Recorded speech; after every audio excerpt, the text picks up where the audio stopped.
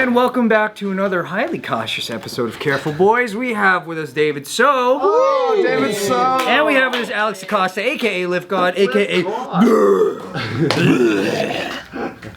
So the other day we had Jason Cheney here, and him and Bart talking kind of brought back some memories of military school. Because they ended up going to the same freaking military school. Did you know that? Crazy. Randomly. The fact that he went to military school blows my mind. He is the biggest pussy I've ever met in my life. He's the one that we saw get his ass beat. Yeah. You guys saw? Oh, by the way, too, Jason Cheney's a really good friend of mine. Let's just preface this real quick. Jason Cheney's the man, bro. He's like, I fucking love the guy. He's great. He's hilarious. Where'd you guys see his get his ass beat? So there was this comedian's boxing thing, right? The show was a mess. It was during COVID at the heat of it. What? Right? It was crazy. Like, first of all, you would see people who have boxed their whole life box somebody who has never thrown a punch ever. Yeah. Like, Oh my god, that's fucking crazy. There was one match with this guy, fucking, what's his name? Jamar Neighbors, right? He could box, bro. Jamar Neighbors can fucking box. And he's dude. buff as fuck. And he fought this other comedian who's like a fat Mexican dude that has never thrown a punch. That's in his life. fucked up. And he wailed on him hard. Jamar is a boxer. He's a boxer. And he's a comedian. And he's yoked. And he's from Compton. He was hitting with those body shots, like the guy was just like this. And Apparently he's been boxing since he was a kid or some shit. Yeah. How is that allowed? So I don't even know why Jamar even did it. I was like, this, you're not gonna have any fun doing this at all. No, he had fun, I bet. Oh yeah. And you said Jason got beat up? So Jason Cheney, right? First of all, Jason's actually buff as shit. Buff. as Yeah. fuck. I can't picture him getting into a fight though. He's so nice. Dude, buff He's really for no nice. fucking reason, right? And so there was this guy that was this white dude. They used to be friends. And he got on Jason saying that Jason stole some of his jokes. Which is so funny because I saw that white guy stand up and he's the worst comic ever, dude. I was like, if somebody stole your jokes, they would have killed themselves, dude. Like, this guy's so bad. And so Doesn't Jason Cheney do a bunch of Asian jokes? that'd be so fucking So when funny, I grew dude. up in Taiwan, Hey, you stole my joke, man. he stole my Taiwan joke. Well, that's what Jason was. He's like, dude, like my shit's about my culture. Like, what the fuck are you talking about? But either way, so they do this match, right?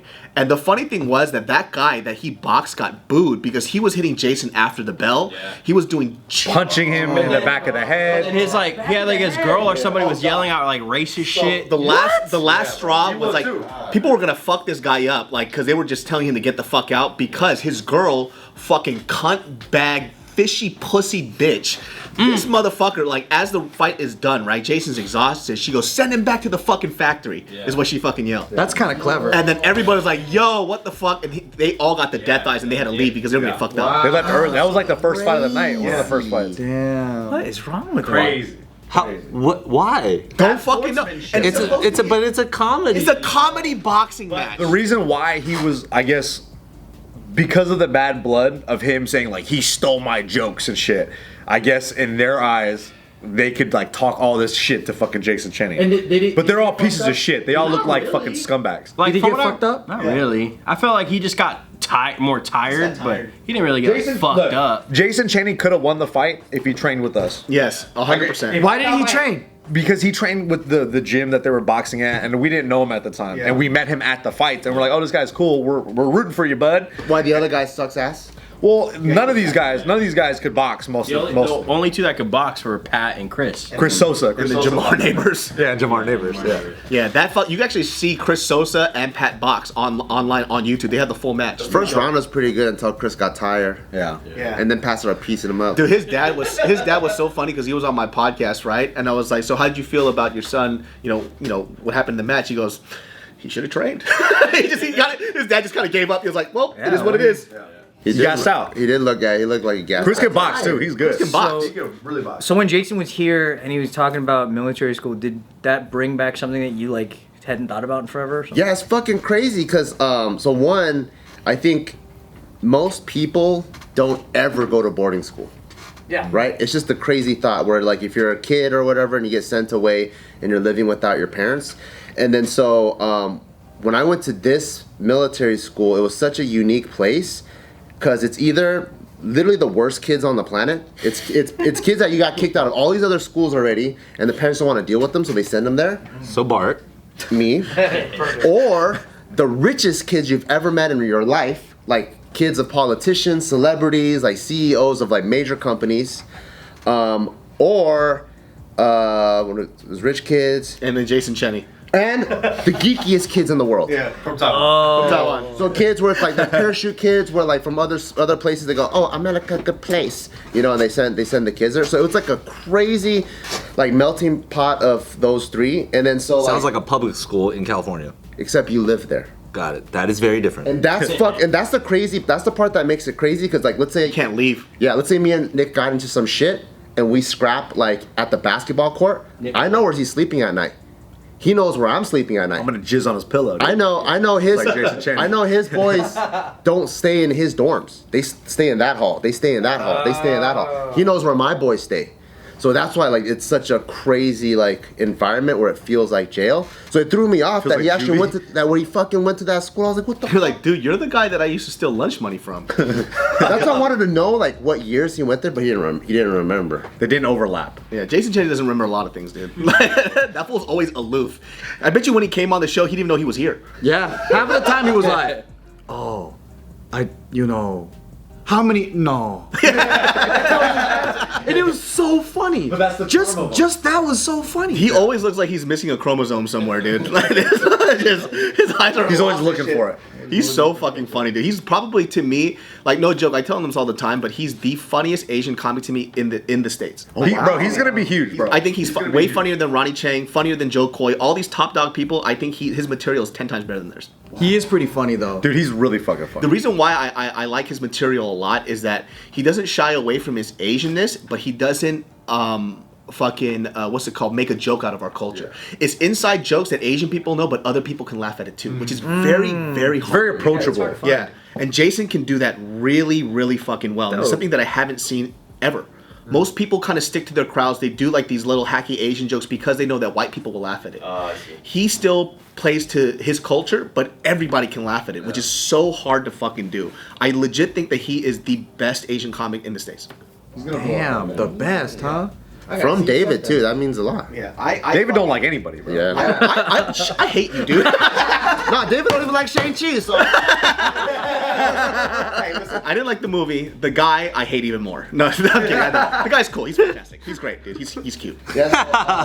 So yeah, I was trying to get the years, cause like I wanted to hear his experience, cause it's like it literally felt like jail where all the races also kicked it together.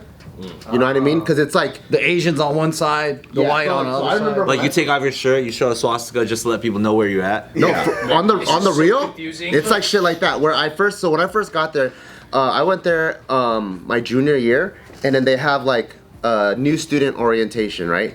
So in new student orientation, you could already tell like everyone, they're trying to act hard and peacock already. They're like, oh, where are you from? Like, oh, I'm from Oakland. Where are you from? Or whatever, right? And then so slowly the people's like where their hoods start coming out. Huntington Beach. Yeah, Huntington Beach. So they have like fucking neo-Nazi dudes there and shit like that. And you start hearing about where people are from, and people want to act hard, and they start try to like get a pecking order in place. So it's crazy. And there's nothing where you can like, I'ma leave, I'ma call my mom. There is none of that, you know. Hey, did you ever see people like break down and cry? Because that's a really difficult situation Yes, for people. I have. It was me. He's like, you can't see it when you're doing it by yourself. I was like, yeah, it's called a mirror, dude. I know I couldn't see. My eyes were full of tears. Man, there's like, dude, honestly, when I went to that school, I didn't even think it was possible, but I probably got into a fight at least once a day or maybe twice a day. What? Because it's so like, it's so fucking like, I gotta assert my dominance. Oh, what about him? And then the racists come, and people know where you live, right? So they're like, oh, that fool, like, you know, especially like back in our high school days, people just bump into each other in the hallway, and they want to fight already.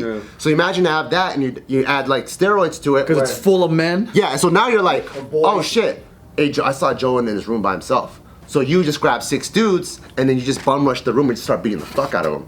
So it was like fights like that all the fucking time. Dude, So the 90s sucked. yeah. So one of the times that I noticed was, so my roommate was like this skinny like white boy that was just super chill, the chillest dude in the world. His last name was Whistler, and I used to he used to sit next to me, and I used to just pet his hair because it was literally like the softest hair I ever felt in my whole life. It felt like a dog. Asserting that dominance, I see. No, I wasn't. He was just super chill. No, I wasn't. He's like, hey, Bart, you want to pet my head? This is before or after he sucked your dick, dude? He's like, he was my dog. You made him your He was sucking his dick and he was petting his head. And then there was these white dudes came in because they were like part of like some sort of like Huntington Beach like surf gang or some shit, and he wasn't kicking it with them. So they were wondering why, like what was wrong with us. And you were petting his fucking head the whole time. He's like, hey guys, What's going on? So I was just laying like in my bed, so it's like a bunk bed in like a little space like this, and I'm just chilling. All of a sudden, like 5 dudes come in, and that feeling is nuts. Yeah, you don't know, like because that. like you just know they're not there to fucking Anxiety as you're talking. they're not there to be like friends, right? There's no, and there's like the it's like dorm rooms where it's not like if someone sounds an alarm like, oh, fight or help me, that the adult chaperones or whatever would be able to find and locate your room immediately. You know it's gonna take some fucking time. They have to like hear and listen. Oh shit, it's room B20 or whatever, right? So I'm sitting there. I'm in the bottom bunk, and I feel I feel the 5 dudes come in and they talk to him already, and I'm like, oh, what's going on here? And then they're like, oh, we're not here for you. But like your butthole's already tense. Yeah, You're like, okay, Tight this butthole is for not a fun time. And then they start talking to him and they start pushing him around. And then that's when I got pissed because he was just like the nicest dude ever.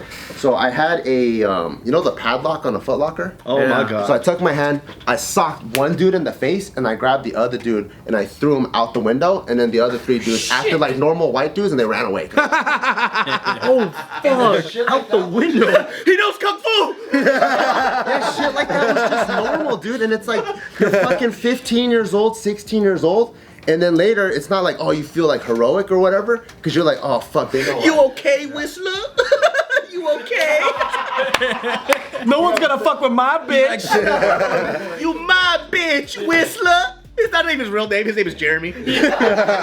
Starts giving him food. My name's not Whistler. It's Whistler. Yeah, it's crazy. And then so later, you're always stuck with your boys because you don't know what's gonna fucking. What floor were you on that you threw a guy out the window? Oh, ours. So I lived in. Yeah, that's a good question. No, I lived in one of the cottages. So it's on the ground floor. I like how you Jazzy Jeff this guy, dude. Fucking Uncle Phil over here, dude. I wonder if it's the same like with Jason Cheney's generation, because like everything got soft. Like even our high school, we went to Keppel. That was like, it was like 11 different Asian gangs at once, and there was a fight like every fucking week. Hey, once cell phone cameras and social media came on, though, that shit got really dangerous for anybody trying to start. I feel like it's not even that it got soft; it got normal. Like that's how normal people should be. That's true. That's not normal. Yeah, like all Right. this stuff fucking sucked. When you look back at it and you start talking about these stories, like we'll reminisce, right? And then you'll tell these stories to other people when you go to college. They're like, "Where the fuck did you live?" Yeah. But when we grew up, that wasn't that. It got that fucked up. Yeah. Cause like, let's say our brother, like I don't know, guys are in their late 40s now. They were the beginning of that. Yeah. And then if like guys that are in their 50s and above, it's not the same. That's why I have all these memories that are like pushed down. And then when Jason Cheney said he went to Army Navy Academy and we started talking, I started getting all these like, oh shit. I was like, what the fuck? Dude, we were fucking eating sushi just the other day, and then our other buddy talked about he saw somebody, and it sparked a memory when I was 7 years old. I was in front of my parents' store, and I saw a cop shoot somebody in front of our store when I was 7 years old. Oh shit. And like I forgot about that fucking memory, but it was during the time that we were expanding our store over, and so we had to do work at night, and you know I'm helping my parents, and I was hanging out outside, and then I don't remember the exact specifics, but I do remember these cops unloading on this guy, and I could remember the sound of him trying to breathe, cause like damn, like I remember that noise, and I was like I fucking forgot about that shit, and I was telling my Mariel about it, and then she was like, that's not normal. And I'm like, oh shit, that isn't normal. Did your parents know? Depends on where you live. It's normal. I mean, well, that neighborhood that I grew up in was really fucking bad at the time. Like, it was fucking terrible. So, like, when you kind of compartmentalize it, if it's every day, and it didn't happen every day, but bad things like that did happen a lot, you don't really think about it. It's just like, oh shit. And I remember the cops were talking to me, asking me what happened, and I just kept saying, I don't know, because I'm a nervous little kid. I'm like, I don't know. And then my dad had to come out, and he had to tell them, like, he didn't see anything. He was just out there. He ain't no snitch. Yeah. And then the neighborhood came out. They're like, "What's up, my N-word?" And they dapped me the fuck up. But all these things when we were younger, like times have changed so much now. Like my parents were telling me now at the store, there's security guards there. It's super cleaned up. Nobody's shooting dice outside. There's no block. The bad guys shoot themselves. Yeah, but it's just a different time. Like when we reminisce about like we say things like, "Oh, people are." I think it's just normal. This is how people should be. But you know what's weird though is like people are still shooting each other up the crime's still happening. People are going in like, you know, grabbing shit now and like running away with it, or they're holding up people in broad daylight. Like, it's still happening, but it's just like the violence that we grew up with the fist fights and everything every day. It's just a different vibe with high schoolers. I mean, I noticed distinctly that Asians don't fuck with each other as bad as they used to. Because I remember when I was in high school and I just went somewhere where I didn't know people, everybody was waiting to fuck with you for some weird reason. Yeah. Hey, I remember Asians used to be way more segregated too. For sure. Like we're like Fullerton, Cerritos Yup. for no reason. Like you could go to Cerritos Mall and just a different group of Asians that don't know you, the first instinct is to assert some kind of like, just to get punked. It's like, What type of Vietnamese are you, huh? yeah, it was like weird, but that's not a thing now, right? Like the younger generation doesn't go. No, because I remember like it was really weird seeing like a Korean dude hang outside of his Korean group.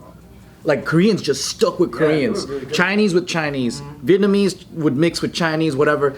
Filipinos were on their own, and then like, you know, you don't really see like now the diversity of so many people like not only hanging out with different friends of different races, but dating too. Like this ain't even the 1950s. This is just like early 2000s, and even in high school too, like. You kind of saw like a little bit of separation. Like you'll never see Mexicans and Asians hang out. You know, like it was kind of weird. It was like these weird like race wars. So I remember like around your guys' year, it was pretty bad, and then my year it started to taper down a little bit. That's when dancing became a little cooler. Like everybody wanted to join the dance team in high school versus like not going to school. Like having school pride wasn't a fucking thing. Yeah. And then like even my year was like kind of bad. But the years before that, I remember they would have like school pride shit. Our year didn't give a fuck. Like I remember when we graduated, it was our last school assembly, and they're like, "This is your last school assembly," and our whole class was like, "Shut the fuck up," because nobody cared. We just school spirit. Yeah, no school spirit whatever. But the year before us had a lot of school spirit. They actually cared about like academics. They cared about these things that were like just not traditionally cool to us. Nerds. Did those guys ever come back and fuck with you again, the white dudes? No, those ones didn't. So like, what's crazy is at that school, it kind of sucks, but in the early on and kind of like jail, you really have to kind of like make a name for yourself. So like, I remember in the orientation, there was a Korean dude, of course, and then he was like, maybe like, I don't know, Davis size. It was like, he was bigger. He kept talking shit to me.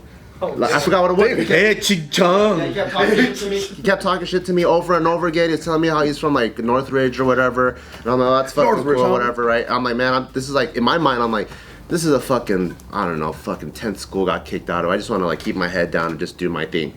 And I know it's expensive. I'm just trying to like get out of here. But also I can feel the energy is crazy. Like everyone's just like, I'm gonna fuck this fool up. I'm down to get into another fight. I don't give a fuck. And then so it ended up being where he's like, yeah, I'll take you, whatever. And I was like, you know what? I was like, I found out that there was a wrestling room next to the weight room. And I'm like, whatever questions you got, I was like, we'll handle it later if you want. And he goes, all right. So later on, I was working out. And then he came in, he was working out too. And I was like, oh, you want to find out? And then he's like, all right. So what's your favorite color? Buzz getting ready to fight. He goes, I love magenta. I made some best friend bracelets, and I just wanted to know. Like, oh shit, my bad. That's all it was. He has like the puka shell necklace for you. And so I wrestled a little bit at this point, and you know, a little bit of wrestling goes a long way. Yeah. So we touch knuckles. He throws a jab. I shoot, and I dump his ass fucking hard, and I go knee to belly, and I'm like, you want anything else? And he goes, no, I'm good. What's crazy is, so this is the guy that hit us up on Instagram. Oh, that crazy motherfucker? What's crazy is, this guy now, I think, I don't know, I earned his allegiance or some shit. From that point on, he always called me young. And then as our group started growing, he would do all kinds of like shit for me. And I'm like, hey, yo, that dude borrowed my hair clippers. Get it back for me.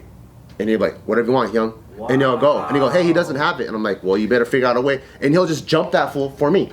That's tight. Yeah, it was crazy. This school's crazy, dude. Wow. So you're saying you had like a pet whistler, you had a giant Korean bulldog in your dick, and then you had an enforcer. Yeah. This is Willie Whistler. This is Tenjong David. Tenjong David.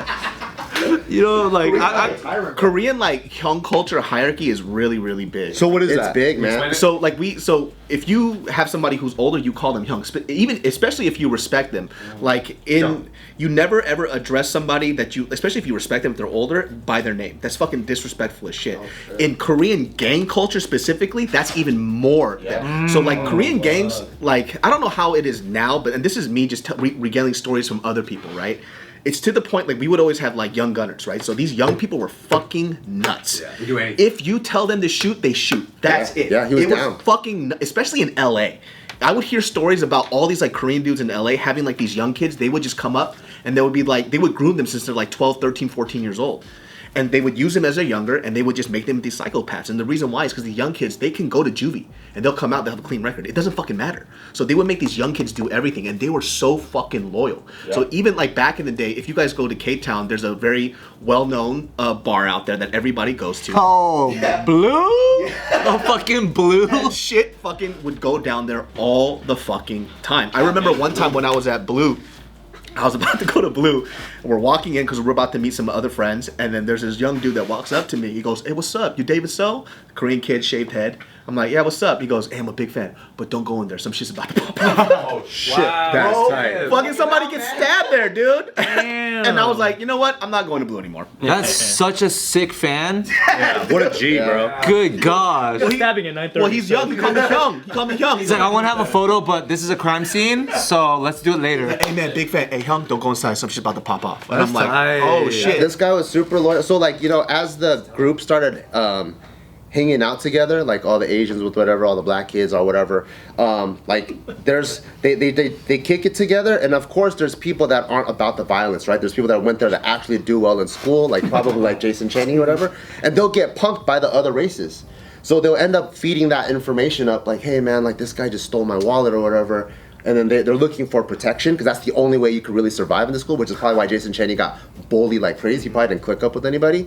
And this dude, I would just be like, yo, this dude just got his wallet stolen, get it back from him. And then he would just go, and I would just see him go like they could be playing a game of basketball, mid-game, just go and start bombing the fuck out of motherfuckers. I don't ever want to go back to high school ever. Just keep it real. Were you like top dog?